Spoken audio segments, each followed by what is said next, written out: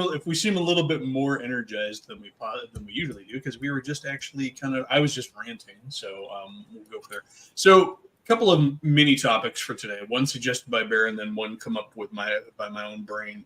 Bear suggested. Before you say mine, it was shit, and I had nothing. Okay, go ahead. It's a topic, which is more than I had. So anything more than nothing is better. So Bear's topic today, we're going to start with that one, is the worst RPG, as he put it, ever made. So we'll go with that one. I'm not sure I can speak to that one too much because I have a lot of games that I've read that don't catch me, but I've not played them. So Bear, throw the link to Cody, man. Come on, get Cody in here.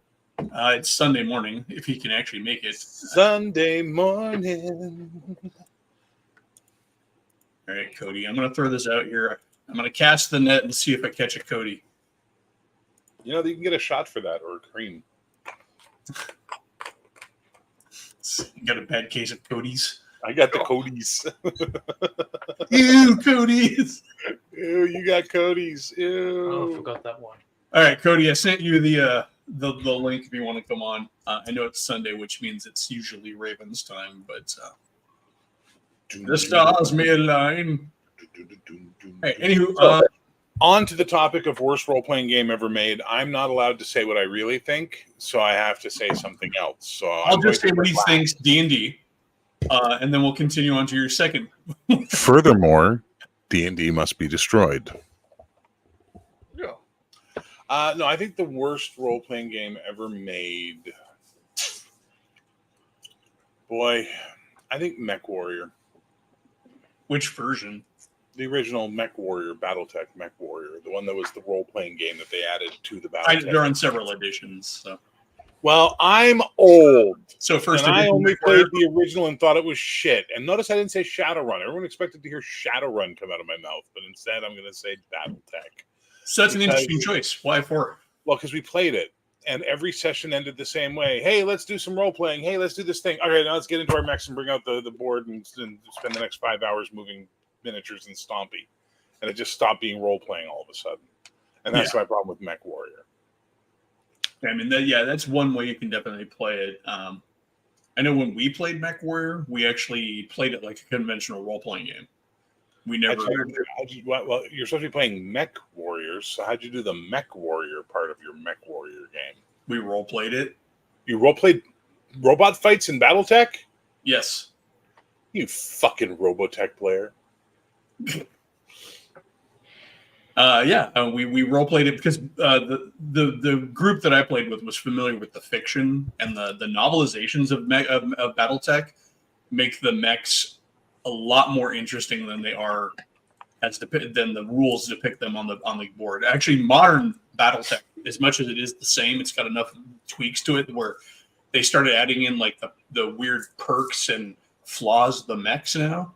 So all those things that were just fluff text before are actually statistically and mechanically in the mecha now. So it's a little bit more interesting. But in the books, people do amazing things with their mechs. They don't just stomp, stomp, stomp, shoot. Even like the video games don't portray that, which is, basically in the video games, it's usually stomp, stomp, stomp, shoot, shoot, shoot.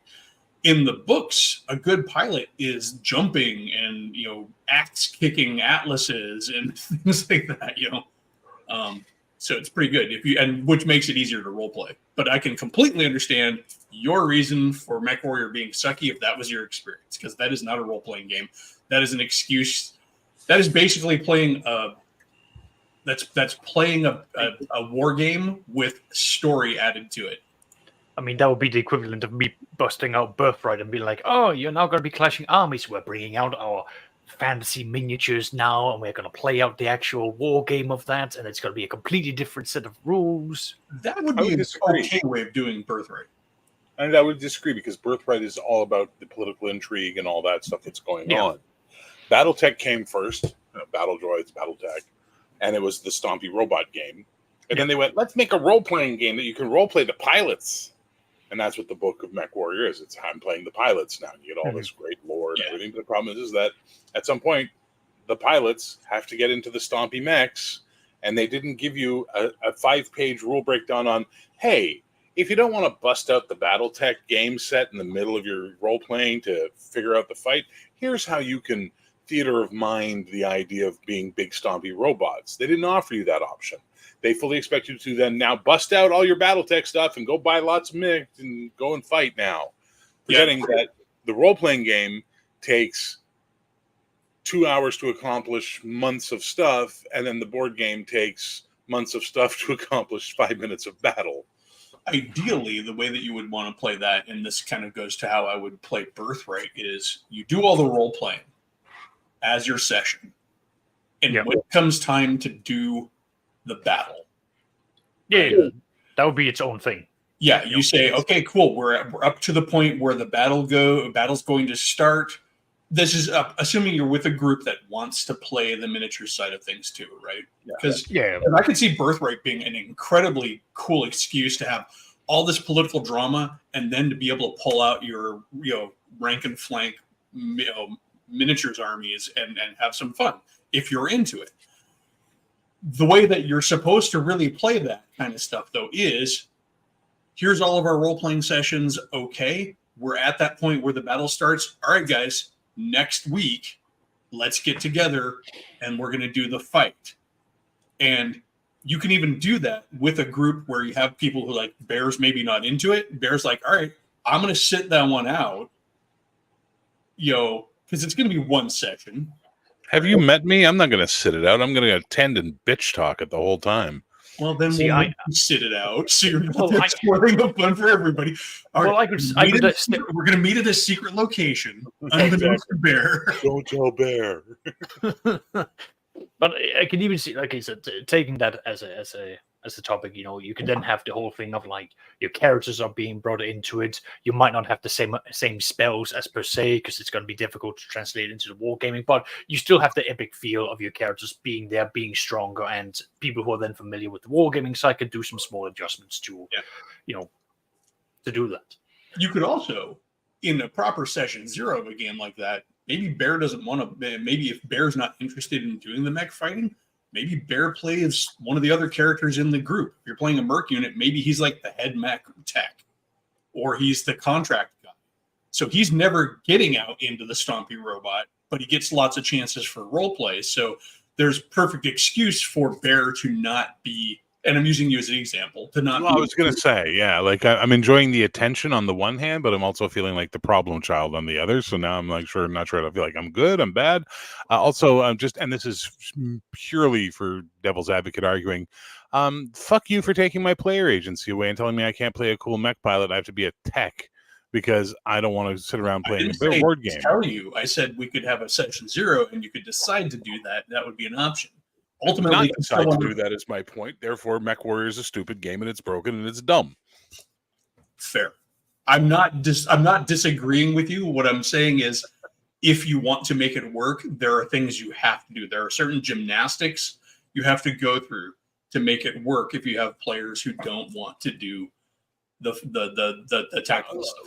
Okay, I'm being facetious. Obviously, at the end of the day, you want to work together as a team and do the whole thing and play the game the way it should be played and all that. I'm just saying it was a poor design choice by them to try and use the role-playing game to further the battle board game. I can do you one better and say that the system itself sucked. The Mech Warrior role-playing system? The original Mech Warrior? It was shit. Yeah, you were not skilled enough to be an effective character. If you put points into anything besides your mech piloting, you were a subpar mech warrior, but you never had enough points to go around. So, and it became more and more egregious as time went by because you guys more and more novels came out, and you got to see what mech warriors themselves do in the universe outside of their mechs. That your character became less and less effective. That's probably why we got future editions of Mech Warrior also where they changed the system, but it was always kind of subpar. All right, Saxius, you. Hello. Hi. Yes, I am a person. You are. Do you have a least favorite game ever made? I've pulled them out. I'm going to leave the worst to the end. Okay. That's a large volume you have there, sir. Well, I've brought it up before because it was asked about it. So I bought the Fantastic Heroes and Witchery. I can't believe you bought that. I did. One day about 10 years ago, I was this close to pulling the trigger on that Lulu order, and I didn't. Yeah. What is that? I don't even know what it is. Oh my god! So it is one of the many OSR attempts of making a new version of D&D, and it's just bland. It's just I do like the bloated. priest class. I like the Sorry? songs and the prayers for the priest class. I stole those from my D&D every time. Yeah, so there are going to be things that's going to make it interesting, but it is just one of those of there's too much crammed in there. The table of classes, I mean, so the fighters got, you can be a fighter or you can be like 3 sub-fighters. You can be a friar, then you can be 2 sub of that, thief, wizards, and a whole bunch of others. It's just, there is too much going on here. Like, you've got too much choice, I would go out and say. It's sort of the Rifts principle. We're going to play Rifts. Come back a week later when you've decided what character you're going to play. It's trying to then do like, oh, we're going to take the whimsical high fantasy of 5th edition, so you're going to have half-orcs, tieflings, dark elves, which is just another tiefling race, and then just make all these playable, ancestries. But it's just...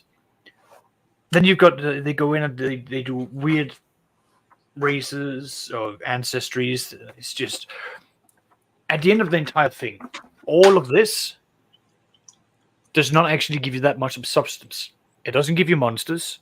The majority of this is just spells that they've stolen from other publicized books. And I read through this and I realized that this was used to steal and create this. Ooh, shade! Oh god, I went a bit ballistic on that. So this is using references for this, but this is even more insulting because it goes. The whole Lion and Dragon goes down the whole thing of like, we are going to be medieval authentic. Is like, but you're actually making it more difficult for the players. The classes are terrible in the sense of, you want to play a barbarian? Well, you're just going to be a crap fighter. And every time you level up, you're going to roll on this random table twice, and you can just get things that might not even be helpful for you, or you can pick once, and then you can pick the specific things. And that one of the things that you can then roll is an improvement of your to hit and to damage. That's not a given as a fighter. That's something you have to roll at random for. So it's forcing on mechanics of you as a player. You have to embrace this whimsical and randomness that your characters develop in ways that you might not even want, but you just have to adapt to it, and that's not fun. Where's the storytelling? Where's the embrace of your character developing over time as you go out and do things?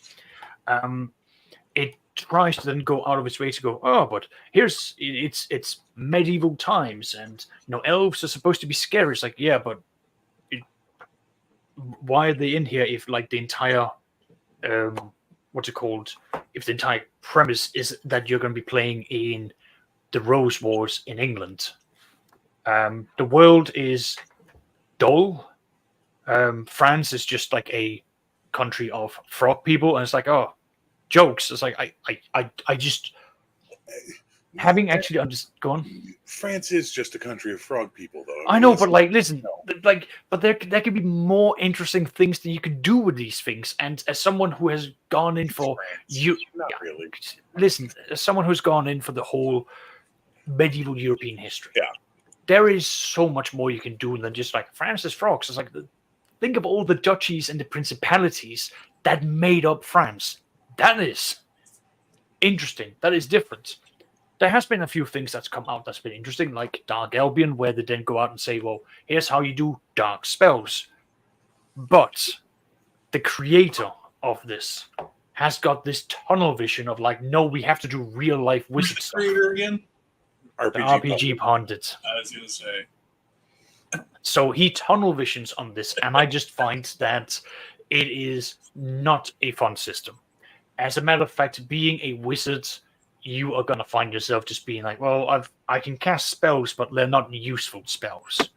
Sure, they might you want to move away from combat spells and fireballs, but invisibility is taking off your shoe, throwing it over your head a couple of times, and then boom, you roll. And if you pass, you're invisible. I'm sorry, but that's insane. That is... Well, okay, so a couple of things I want to address on that. Number one, the problem with France is that everybody sees France as Renaissance, pre-Renaissance and post-Renaissance France. Everybody forgets what medieval France was like, which was the fucking America of Europe for its time. Mhm. It was the biggest, most God-inspiring, powerful thing that existed. Holy shit, yes. You know, it was pretty intense, and then they've developed. They slowly slid into, you know, decadence, and then eventually the terrors happened, and the French Revolutions with an S, because it wasn't just one. Oh no, It happened. So a lot of people don't understand what France was historically, and they don't understand how important France is to things like chivalric concepts, religion, technological advancement, and what have you. So that's problem number one. Problem number two is that they're using D&D to try and simulate reality. Yeah. D&D as a base core mechanic does not simulate reality well. It is all analogy. Yeah. So as a result of that, you can't have this is my gripping realistic medieval D&D game. Well, that's horseshit right out of the gate. Like you just talked a whole bunch of bullshit right there. I mean, take that same setting and insert, I'm going to say it, BRP. Or Rollmaster. Yeah. Well, I mean, the same thing, basically. So, and I also got into an argument with pundits. Sorry. Go ahead. I got into an argument with pundit because I was reading through it. I was also playing Kingdom Come Deliverance, and I was getting this obsession of like, okay, the Hussite Crusades that was taking place not long afterwards in Czech Republic, where the Jan Hussites, gave out a different variation of the interpretations of the Christian text, which led to a number of crusades against his beliefs. That was a major event for Czech Republic. It was a major event where you saw a small nation being invaded by superior numbers and being able to stand their ground due to much smarter tactics. And I argued with him that, technically the clerics there, because they have a strong belief and it's still to, the foundation of the belief, therefore it should be fine. He basically came back with, no, if they've abandoned the church, they abandon all power. It's like, are you an absolute Luddite? Are you actually saying that if you don't follow a specific establishment, you lose powers in your own RPG books? You are making these books even more worthless by publicly saying, if you don't want to do it the way that I've written it to be done, then you shouldn't play it at all. It's like he has also been one of the key parts of why I haven't been able to muster the enthusiasm to even sell these RPG books to some of my other groups, and that's just something else.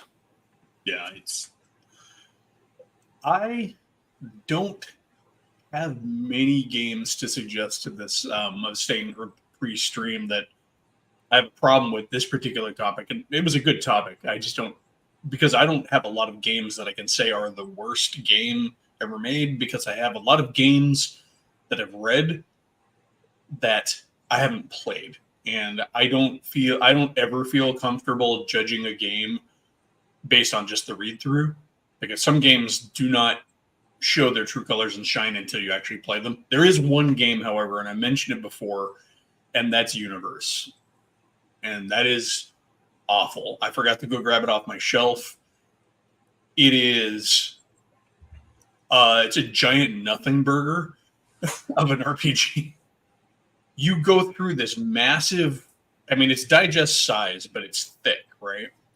And you go through this whole book with all this sci-fi detail, and at the end of that, you don't have enough to run the game. There are no pre-made adversaries. You have the entire book is basically the core system and character generation with nothing. There's no equipment, there's no spaceships, there's no vehicles, and you have an 11-page character sheet.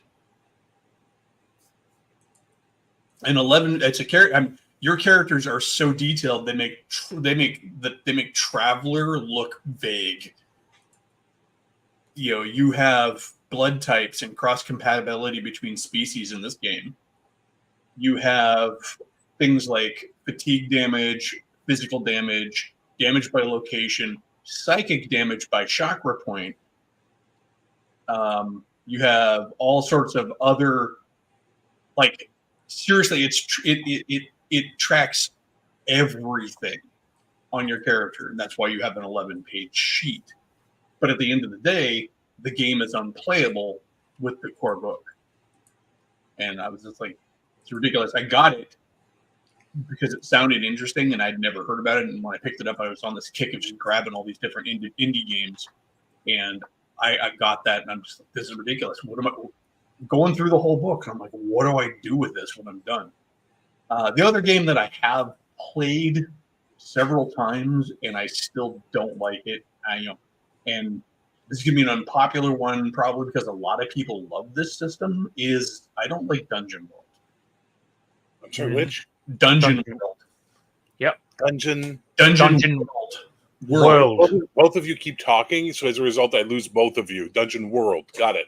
That's powered by the Apocalypse, right? Yeah, and so my experience with Powered by the Apocalypse games in general has not been positive. I realize that there are some games that have come out recently that really stretch that system, that make it decent, but and I think to a great degree that's just a matter of preference and style. And also, I've only been a player in Dungeon World, and every time I play it, I look at the role of the DM in that game, and I can only imagine just how boring it must be. At least to me, it'd be boring because the Dungeon Master doesn't roll any dice in that system ever. And I'm like, I like rolling dice. I want to participate in the game. To me, Powered by the Apocalypse games they play just about as well, honestly, as they seem to be like a deconstructed board game. So, have you ever played Powered by the Apocalypse games, Bear? I read one and went, well, that's bullshit, and threw it away. So you know how like all the fights are, I as a player roll a die, and then there's a chart to see how well I do against the enemy based on my die roll. I either get hit, we both hit, or the bad guy gets hit. Right? There's never.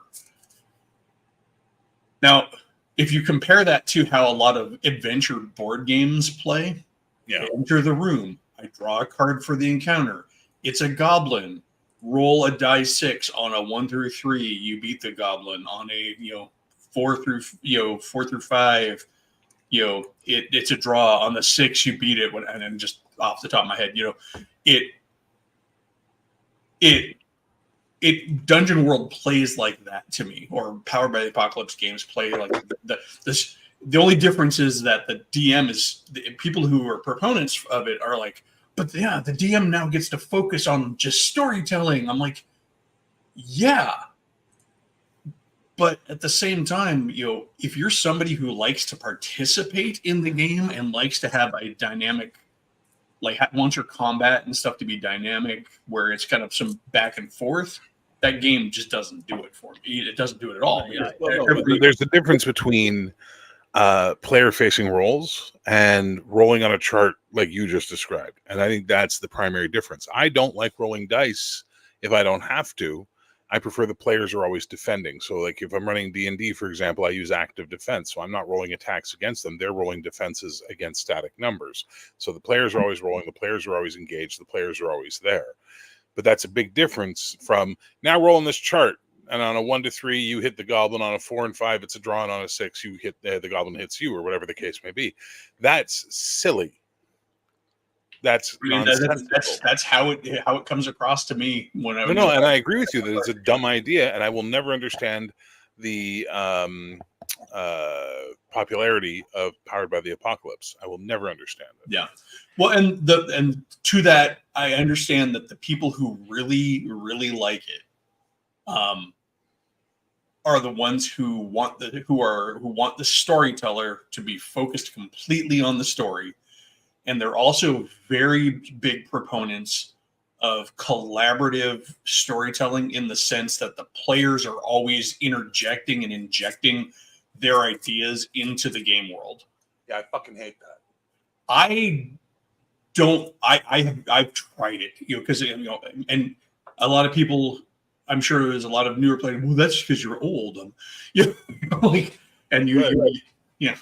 But I've tried it and I don't like it because first of all, you have to have players that can show restraint and who are actually invested in your world or in the world that you're trying to tell. Otherwise, they're just going to put all sorts of weird shit.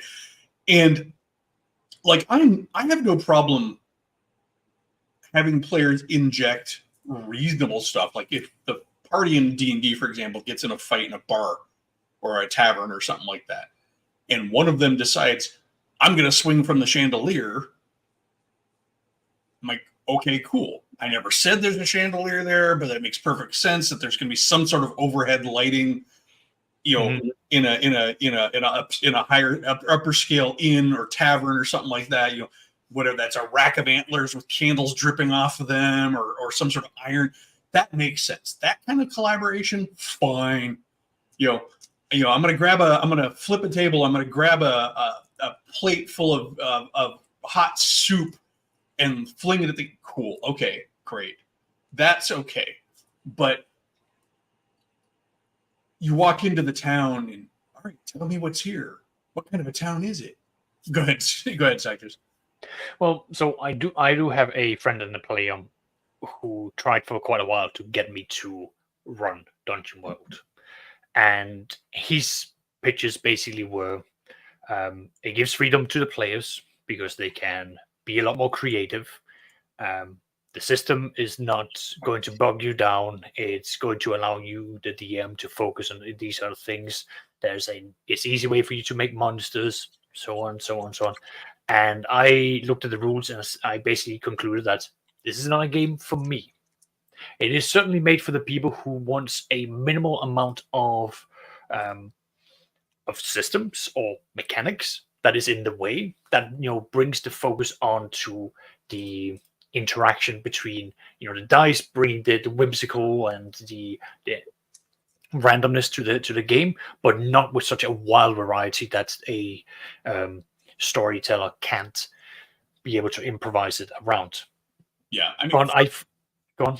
No, continue, please. I was just going to say, but I find that this now means that this is no longer the role-playing game that I seek. It's now improv. And I do improv when players go out of my usual preparations to account for that and then bring them back to where I need them to be. But I don't want that to be a consistent state of mind because, as you can imagine, I'm a bit of a Excel sheets, control. You've got to make sure everything's considered a control freak there, Sex. Exactly. So I'm a bit of a control freak when it comes to things like this, which is why you're successful in the field in which you work. Exactly. And but it then means that like now I'm in an area where players are going to go out and they're going to do things where I'm going to start thinking, well, you're not in the power level for that. The mechanics doesn't support this. No, you shouldn't be able to do this. I mean, hell, the stream I quickly popped in on for Bears yet last night. I was explaining as my players had basically decided to inject chaos by using Polymorph Other and create an adult silver dragon in the midst of this big campaign of enemies to just make a major distraction. Yeah, go on, Eli. So yeah, I mean, I wanted to make a real quick point to kind of what you're saying about the players getting out into the world. I feel like here's the problem. What I was saying earlier to Bear too is you have to have players who are invested in the game and are capable of restraint. Because the problem that I foresee and have experienced slightly with these kind of games is once the gloves are off and the players know that they're allowed to inject or interject their say into the construct of the world, that can be a really slippery slope. Like, yeah, at first it's a chandelier, and next thing it's like, and the town guard's belt falls off and his sword falls to the floor with his trousers, the thing, so it really comes down to the players, and I think part of the reason that why it may not appeal to me, I know it doesn't appeal to me, and maybe even why Bear also finds this annoying, is I like a world that has an internal logic and verisimilitude, which does require a certain amount of control, not in the sense of like hard control, like controlling the players, but a consistency of the world that can be broken by players throwing around random creativity that is not necessarily consistent with that. And it's not that can't be undone in real time. It's that it then requires extra steps. So if the players are constantly interjecting whatever, or they're constantly describing how things happen in play that aren't a direct result of their die rolls and stuff, there's a lot of situations in which the GM is going to find themselves having to correct that. Basically, we're going to have a lot of verbal whiteout that we're having to streak across the page of our game as you're like, no, that's not something you can do here. This is something you may have been able to. I feel like there's a lot of.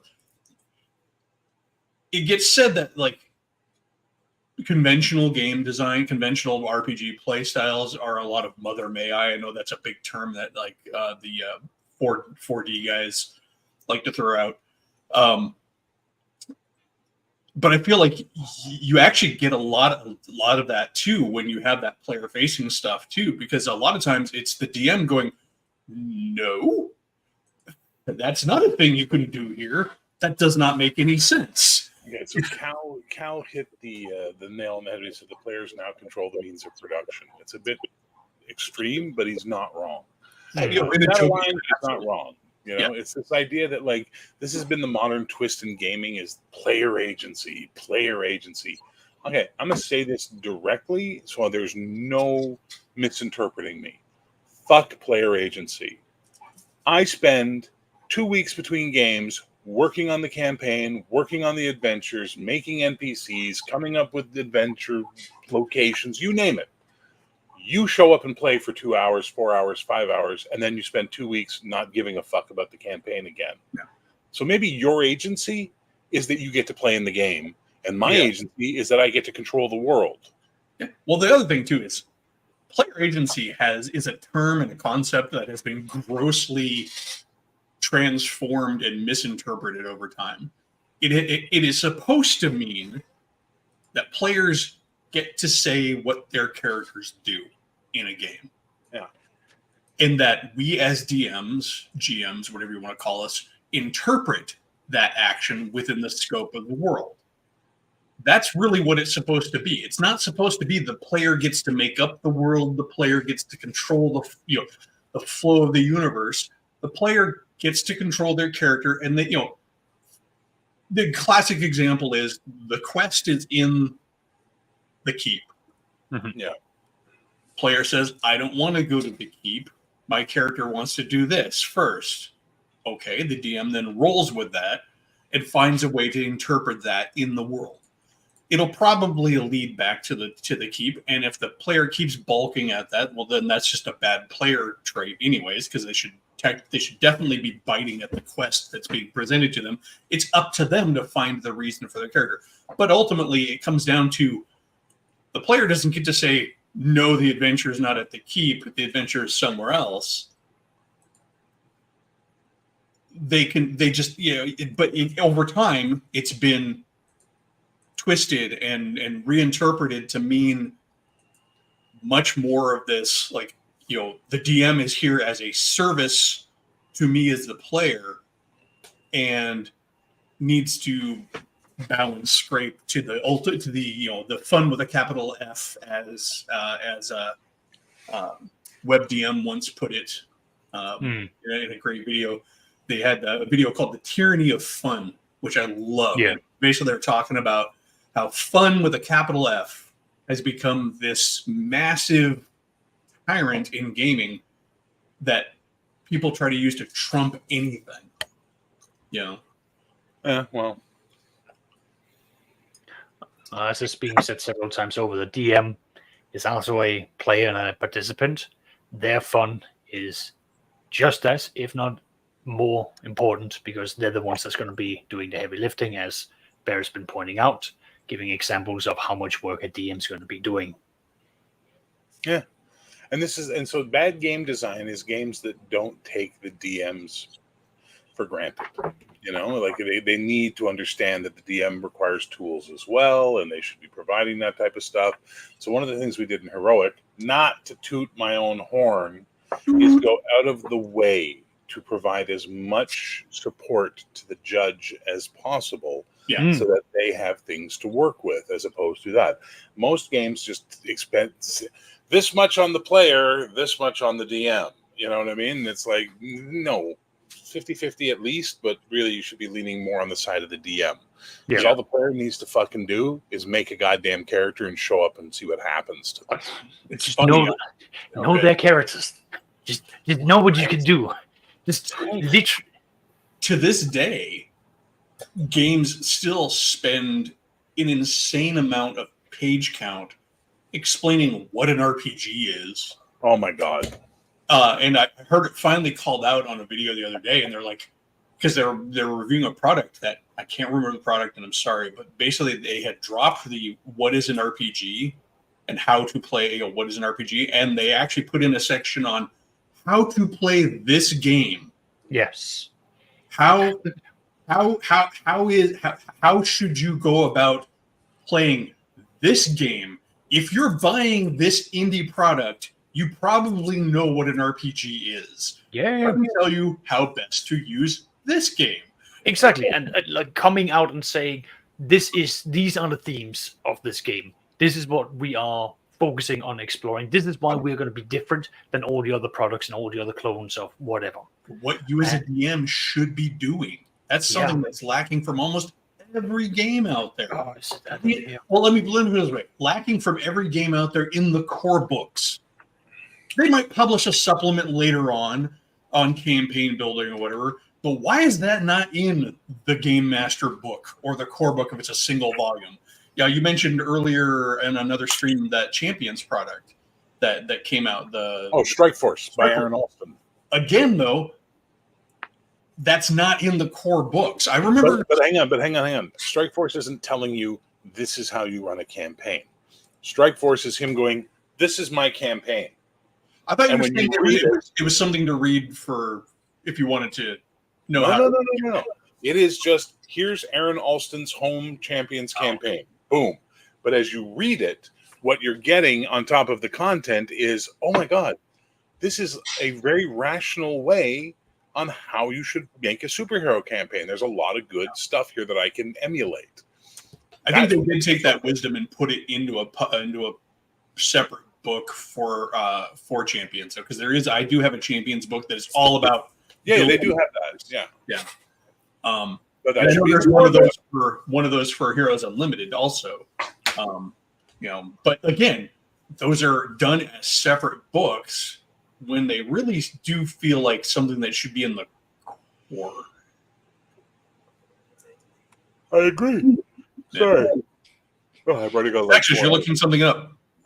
No, I'm just looking at the next book I've got lined up for why I. Oh, you have more? Shit. Okay, go ahead. Sorry. I do. We may not get to the secondary topic today. So this one's going to be a spicy one. I showed this one on John's stream some while ago, but These are one of the ones that says for mature players only. Mytharok. What? By Varg Vikernes. Written in Danish. Okay, let me just address the immediate thing. It's written by an open white supremacist, like a genuine the whole nine Empire of yards. the Middle Throne 2.0. Yeah, he has been convicted of murder. He has that torched fucking church. dork. That's the gentleman. So I picked it up when it was during the whole period of these words were being thrown around left, right, and center. I went, it can't be real. No, it's real. His political views are in this game. It's straight up there. Like, you will play these characters. This is how they will look.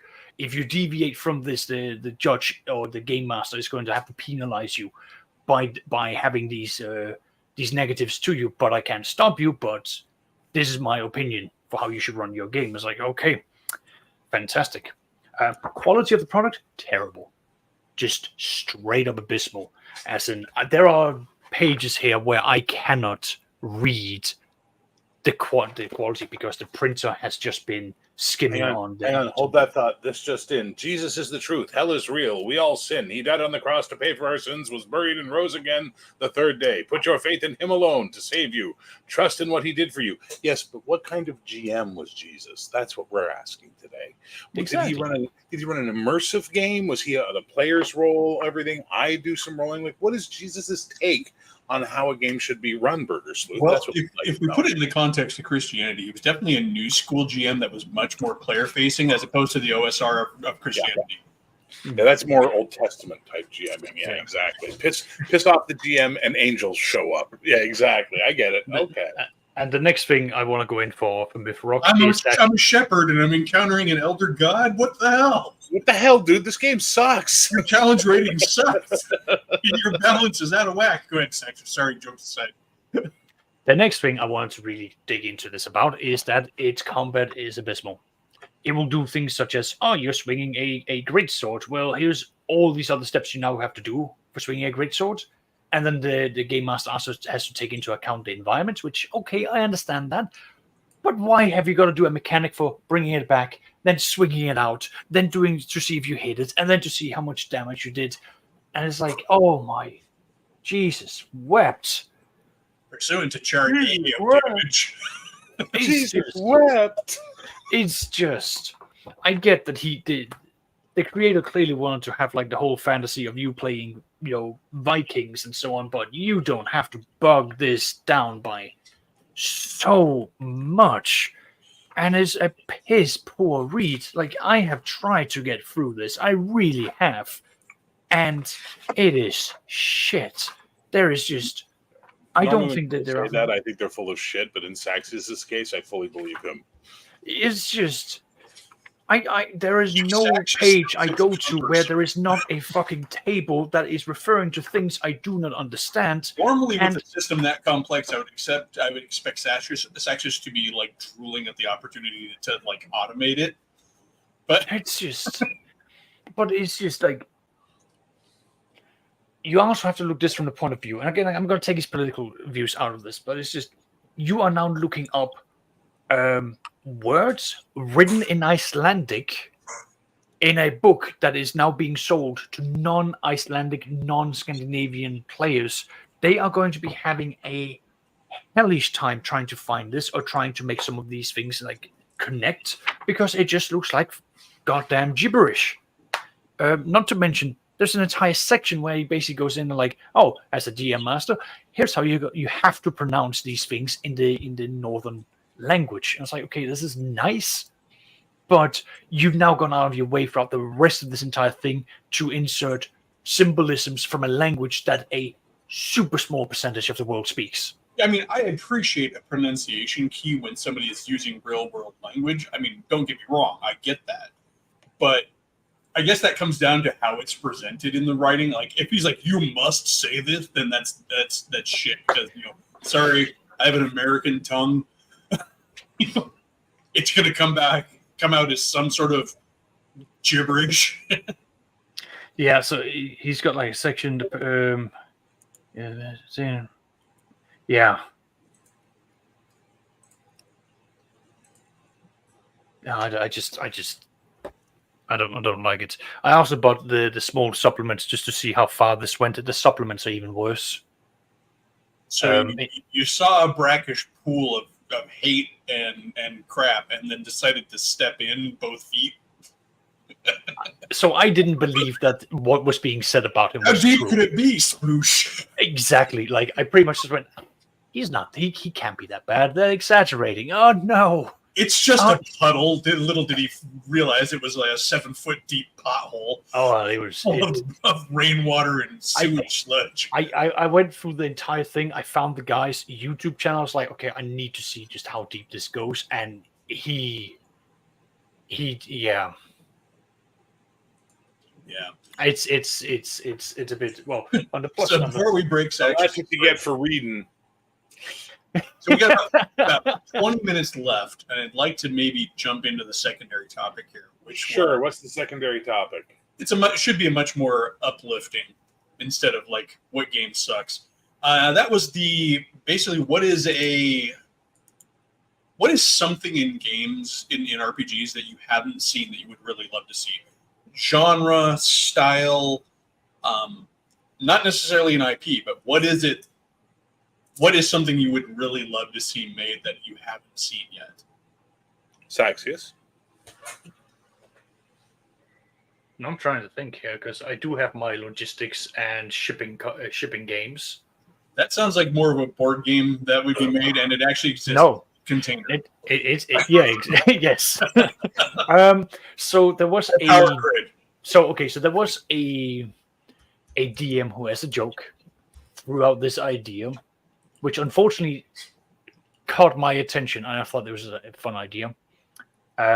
Peasants and cycles, where you basically play as the peasants. You're looking after your land, but you didn't have to basically weather through the attacks of the goblins and the orcs, oversee and make sure that your farm produces actual content and goes through the different weather cycles and that.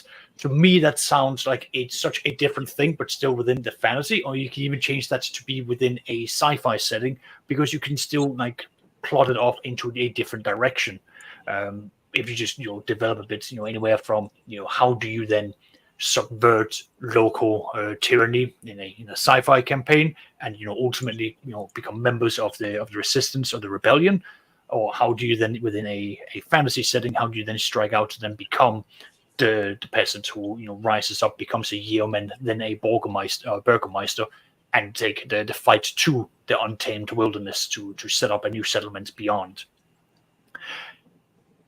That's different, but that's because I like the concept of what's it called, like city planning, and maybe I wouldn't say slice of life, but definitely a little bit more. What's it called, like what's the life of the non-heroic, non-adventure characters? So you want sort of a slice of life medieval game? Yes, I know it's sad. No, I mean honestly, that could be fun. Well, it needs a with the certain right mentality. players, and the real challenge there would be, of course, how to make it interesting and appealing to people at the table. That's always going to be the big thing with a lot of niche games. I'm not shitting on your idea. I think it's actually a very interesting idea, but and it would be just a really interesting challenge to tackle how to make it. Yeah, like I said, this all stems from a throwaway joke that some online DM basically said, and I was just like, well, I like this idea now. It's the same reason for why Bear has planted a seed in my head, where he asked the question of, well, rather than all the magical and mystical things that will be in a city, how will I know how many cobblers there are, how many blacksmiths that you're going to have, and so on? And I'm still working my way through like how mathematically you break that down, so that you can sit and go like, here's how many slots you have per city, and here's how many of the magical ones you're going to have, and then build your way up in accordance. Because that's the sort of thing where I'll go like, well, this is good, because I'm already taking each city and going like, okay, what are the major import and exports of this city? And I don't mean like in global trade. I just mean, what do they actually make? Good point. Yes. Yes. So it does sound like the peasant version of Pendragon, but I was thinking of, well, yeah, the peasant version of Pendragon. Yeah.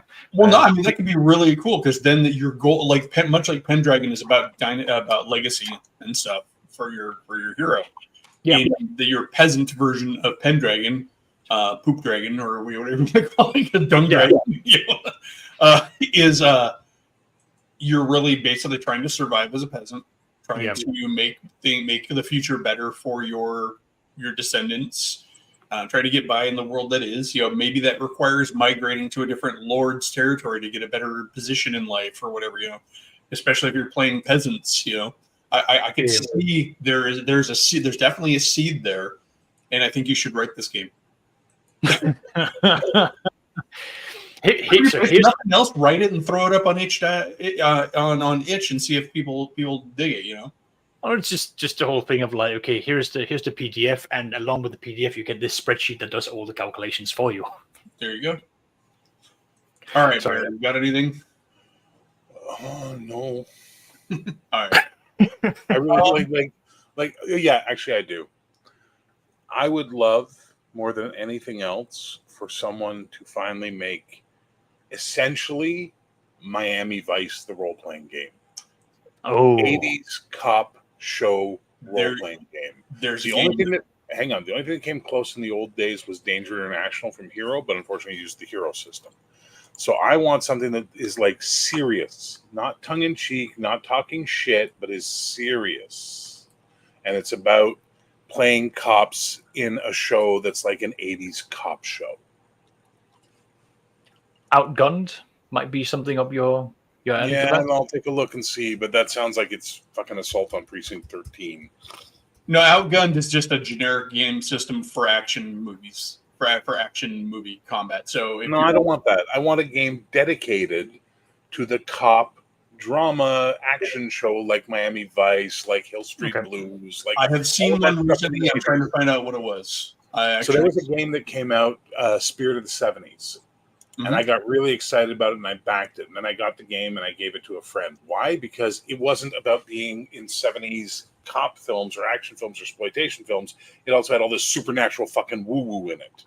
And I was like, oh, Jesus, you could have just given us the straight thing and let us decide what we wanted in this stuff, So I gave up on my dream of ever having what I like to call the 70s exploitation game because it came out and it was garbage. But I would love to have an 80s Miami Vice. You guys ever see the show The Insiders with Stoney Jackson and all that, which was about like a cop and an investigative journalist working together on crimes? That kind of stuff. I want that, man. Miami 86 just came out. Never heard of it. Gonna take a look, see if it's serious or if it's making fun of it. Because So that's there is the a, problem. you don't like Savage Worlds, though, do you? I have a love-hate relationship with Savage Worlds, to be quite honest, and it's based on the fact that on paper, it looks like the greatest fucking game ever, and then when I play it, it feels so fucking samey, it drives me nuts. Okay. Yeah, because there is a game that was put out using Savage Worlds called Street Wolves, which is exact, and that's recent. I actually talked to the creator of it at the convention I went to last summer, and it actually looks like it might do the job because it's totally about 80s street level action, very much Miami Vice, kind of in the game. I want Grand Theft Auto Vice City, the role-playing game, but where you play it from the perspective of being the cops or the people who work with the police against the crime lords. Yeah, Street Wolves specifically references in its pitch 80s TV shows like Miami Vice or neo-noir movies like Drive. Yeah, Stuff like that. or Band of the Hand, or a Thief, or any of that Michael Mann inspired stuff. That's the stuff I want. I want that fucking game where you could play the sleazy snitch or the prostitute with the heart of gold who's like Jamie Lee Curtis in Trading Places, and she's just trying to find her way out and doing this to make her ends meet, or the cocaine cowboy, as they say in this Miami 86 stuff. I want that. It doesn't have to be set in Miami. It doesn't have to be Florida. It doesn't have to be LA. It could be any of those things. You could do it like Hill Street Blues, where they never named where the city was. It was just a city. I want that. And sadly, whenever I see stuff like that, it turns into a joke for people. They're just making fun of it. You know what's fun about Street Wolves is they have the PDF available on a thumb drive that slides out of a cassette tape. Oh, that's cute. Yeah, it's awesome. And it's advertised as like the synthwave kind of game. Okay. Yeah. Well, I like this. it sounds like it has a lot of potential both for the drama, but also a good chance to have some good like way for you to create characters. Not without classes, just this. Again, the D100 system sounds like it would be excellent for something like that. Yeah, the problem with the D100 system is you got to go fucking. One of the things they've always failed at with BRP, and I will say this directly as someone who loves BRP, they did not give us, okay, here's your fantasy skill list. Here's your modern game skill list. Here's your sci-fi skill list. Here's your superhero skill. Like, they never gave us that breakdown. So a lot of times it's just like, here's all the fucking skills in the game, and you piece together your skill list. And it would just be nice to have that little extra step to help out GMs using the toolkit to make their own. Yeah, they could have taken a lesson from D6, the D6, because I remember with D6, the different genres had the skills separated. The only other option you have, of course, for that with BRP is to look at other BRP-based games and look at their skill lists. Like, okay, I can look at the 1920s pulp, 1920s Call of Cthulhu to see what skills are relevant to that universe, whatever, But I want to do that, and like, I really want to play that kind of a game. I want to play a game where, I can go, okay, guys, we're in the city. You know what I mean? And Eli, you're playing a vice cop. Great. Saxius, you're playing that mob accountant who got busted and is now on parole. And basically what you do is you work with Eli's character by analyzing and understanding how mob, I am in. Fuck me, you've got me. And then, he's my Bunny, you're playing the pop star who got busted for drugs, and now she's trying to do her community service by fucking, doing help reach out for kids. And RPG Dad, you're the FBI guy that's been assigned to the town, and you and Eli butt heads because you're trying to take down El Cabron, which is the big, Mexican cartel guy who's bringing in all the coke. For some reason, one of us can afford a Corvette. And you have a classic, 68 Stingray or something, you got a classic car that everybody loves, and let's have. Although we're in the '80s, a classic '68 Stingray, not so old. I remember them being. We would stop, and if we saw the classics coming, we'd be like, "Whoa!" I know, but I'm just saying in the '80s, not so. You got a fucking Shelby Cobra. There we go. Okay. Like, it's like one of the rarest awesome muscle cars. You've got that. The point is that you do that, and then you have the Friday Night Firefight system from the original Cyberpunk box set, which is cinematic but deadly in that every time someone rolls to hit you, you roll to not be hit. Mm-hmm. So you can have those running gunfights and all that kind of crazy shit and have fun. You could actually have a good time playing that game, and the drama that comes out of it, and the mystery and the intrigue. And hey, it's fucking session 8, and the climax fucking cliffhanger is you go to see Saxius' character. And sorry, Saxius, I played the subplot card to you, and your next character is going to get some great stuff, but you get there and find his throat's been slit and his tongue's been pulled through as a Colombian necktie as a message from El Cabron. And now you've got no, that would be so much fucking fun. But no, instead I'm going to get 88 fucking versions of D&D a year. Yeah. Or you're going to get the game you just described, shoehorned into D&D. Shoehorned into OSE or shoehorned into Savage Worlds or whatever. No, do what I do. Make a fucking system for it that leans into those tropes and reinforces those tropes. Is probably the system that you might want to go with. Sorry, which one? Outgunned, the one that Saxius had. I'll look at it. The reason being is that it is written from the ground up. Technically kind of a second edition, because there was a previous game that used pretty much the same system, but went by a different name. Yeah. Outgunned is the game of cinematic action adventure, with an eye towards like John Woo or Miami Vice or the 80s, like Rambos and Commandos. It is designed to do, or modern games like John Wick, modern movies like John Wick and stuff like that. It's got all of that built into it, but it doesn't try to pigeonhole one universe. It's sort of an open system that you could apply any of those to, and it does have some cool things like rules for engaging cinematic effects, like henchmen and or plot points and risks and stuff like that. So I can actually find it, and I'll send you a link to a video where a guy does a really solid review of it.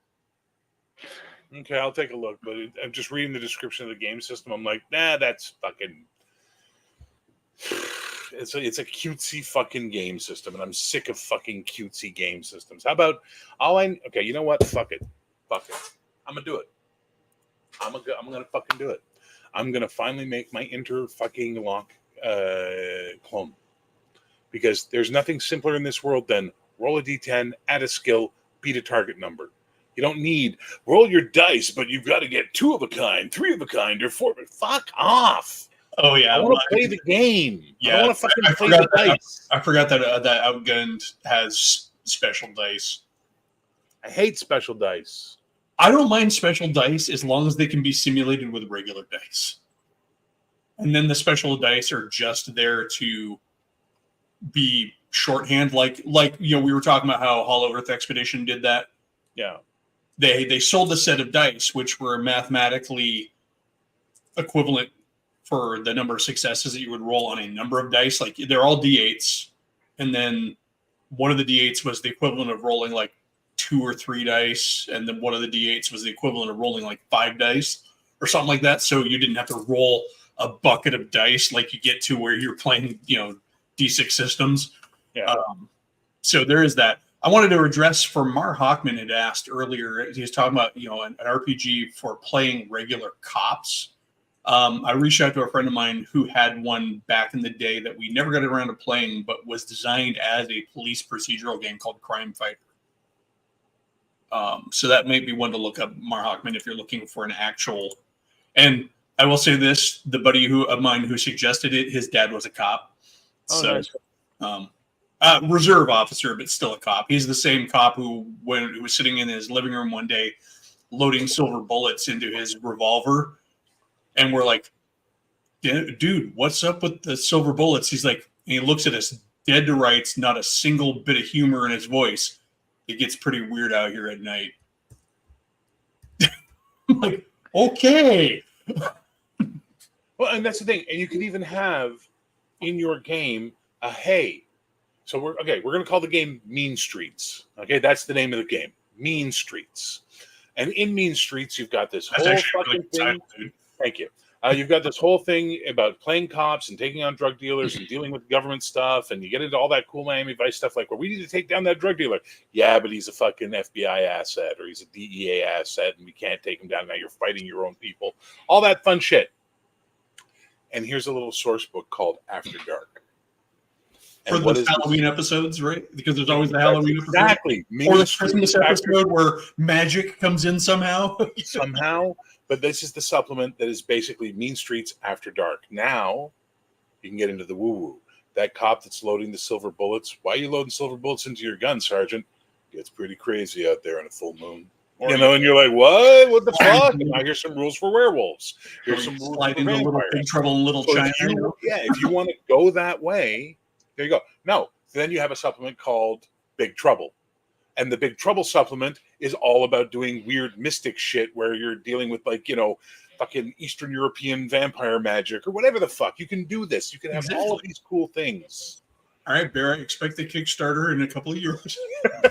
Let me get fucking heroic out.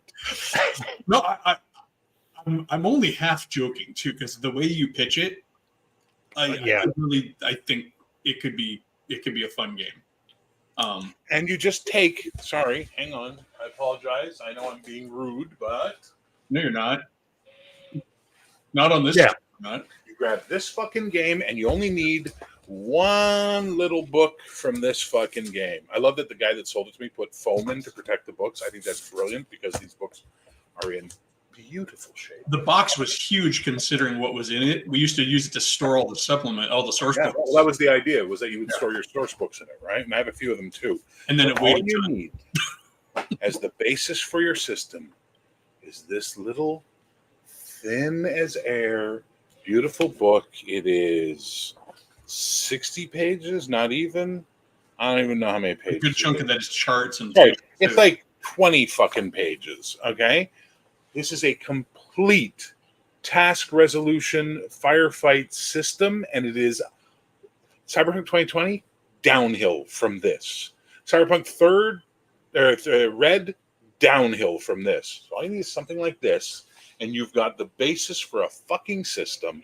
And now you're off to the races. You make what you got to make, and get her done. So, and also, by the way, I got Near Orbit with it.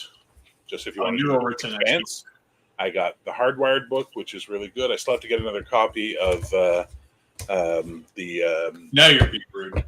and then we got Solo Fortune, right? Now I'm just fucking geeking out over Cyberpunk and how great it was. And it also has the original Near Orbit book. Definitely an awesome book. Look at her. Patrick Nagel Cyberpunk, baby. Yep. You don't get more fucking 80s than this. Oh yeah, the Nagelisms were all over the original Cyberpunk, and they continued into 2020, but then they started to filter out. But anyways, no, I mean that's a solid idea for a game that hasn't really been made. I mean, it's like clearly it's been attempted, but yeah, it's one of the. I mean, there's always the caveat. Well, you could do that with System X, but that's not the point. Not the point. Sometimes you need something tailored. Say that. There's nothing more annoying than pitching a game idea or talking about wanting to run a campaign or make a game and then having somebody go, well, why don't you just use such and such? Fucker, because you sound like the D20 people around 2007, where everything could be done with D20. Fuck off. Well, yeah, and not to mention, this is. Yeah, I'm going to go in the last few minutes. One of the problems with having open systems is that we have lost a lot of the. Granted, we've got so many new creators out there creating stuff in terms of content and worlds and stuff. But what we have lost is a lot of the innovation and design that came with not having open gaming licenses, where you had to create something. You had to come up with a system. And your system may not have been much different than somebody else's, but at least you had to build it up. Justifiers, for example, is one of my favorite little niche games, and it's just a D100 or just a percentile based, skill based system, which is about the easiest system you can really create because it's all about like roll under your percentage to do the thing, and so that doesn't make it unique. But it's presented as a different kind of a setting. It's got some nuance to it. It's but I think if it was to be written today, they would have just slammed it into a D20 system or an OSE clone or whatever. Yeah, exactly. You understand? I've got like an entire Phil Collins soundtrack playing in my head right now. Do do do do do do do do do do. Exactly. All right, so we are getting towards the end here. Saxius, any other last words? No, I don't have anything else. I try to contribute when I can. You did. You contributed. You did more than me. But hey, man. All right, if you want me to fucking create Mean Streets, After Dark, and Big Trouble as a 3-tier game system, and then later we might have something about sci-fi for it as well with aliens and all that fun stuff. I don't know what we would call that one. You could do Neon Streets would be your cyberpunk rehash of the old cyberpunk system. Sure, why not? We can do that too. The point is, if you want that, support Heroic. Support his Patreon. Join my Patreon. Get I'm still checking my $5 a month at you, man. So I know, and I appreciate that. And we're looking at a $10 tier for those who are interested in having pre-made character write-ups that they can print out and stick in a binder. That's possibly coming for those who want that in our old school. But my point is, you want it, support my projects so that way I can get there eventually. Because now I want it. Yeah, it's funny. I was there. I saw what you did.